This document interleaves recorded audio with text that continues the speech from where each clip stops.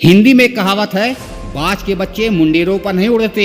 बाज, जिसे हम ईगल या शाहीन भी कहते हैं, जिस उम्र में बाकी परिंदों के बच्चे चिचियाना सीखते हैं, उस उम्र में एक मादा बाज अपने चूजे को पंजे में दबोचकर सबसे ऊंचा उड़ जाती है। पक्षियों की दुनिया में ऐसी टफ और टाइट ट्रेनिंग किसी की नहीं होती।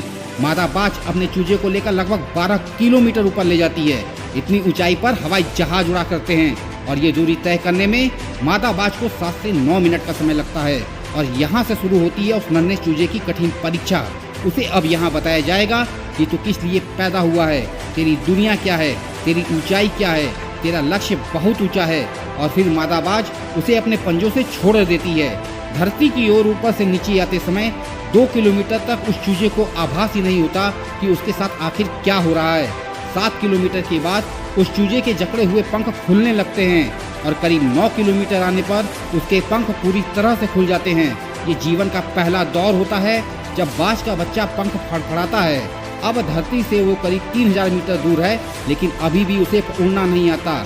जैसे जैसे वो धरती के करीब आता है, वो देख सकता है अपने इलाके को। अब उसकी दूरी धरती से महज 700 या 800 मीटर रह जाती है, लेकिन उसका पंख अभी इतना मजबूत नहीं हुआ है कि वो उड़ सके।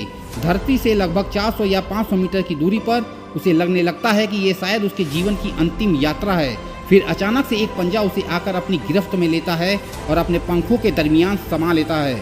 ये पंजा उसकी माँ का होता है, जो ठीक उसके ऊपर चिपक कर उड़ रही होती है। और इस तरह उसकी यही ट्रेनिंग लगातार चलती रहती है जब तक कि वह उड़ना नहीं सीख जाता। ये ट्रेनिंग एक कमांडो की तरह होती है, तब जाकर दुनिया को एक बाज मिलता है। ऐसा बाज जो अपने से 10 गुना अधिक वजनी प्राणी का शिकार कर सकता है। लेकिन बाज का संघर्ष यहीं समाप्त नहीं होता। वो पक्षियों का राजा यूं ही नहीं कहलाता। उसे अपनी शान शौकत और स्वाभिमान के लिए अनंत पीड़ा सहनी पड़ती है। उसी तरह एक इंसान भी जितनी ज़्यादा तकलीफ सहता है, वो उतना ही ज़्यादा सफलता के लिए काबिल बनता है। हम सब के अंदर सफलता प्राप्त करने का एक छिपा हुआ दरवाज़ा होता है, जिसे बहुत ही कम लोग खोज पाते हैं। लेकिन अगर कोई इंसान अपनी इस काबिलियत को पहचान ले, तो वह जीवन में बहुत आगे निकल सकता है। किसी ने क्या खूब कहा है दोस्तों, एक क्षण के लिए भी ये मत सोचो कि तुम कमज़ोर हो। हम सभी के भीतर आंतरिक शक्ति का भंडार छिपा है। एक बाज की उम्र करीब 70 साल होती है, लेकिन उसके जीवन में एक मोड़ आता है जब वो 40 साल का होता है। उम्र के इस पड़ाव में उसकी चोंच सामने झुक जाती है, काफ़ी लचीली हो जाती है, जिससे वो शिकार नहीं कर पाता।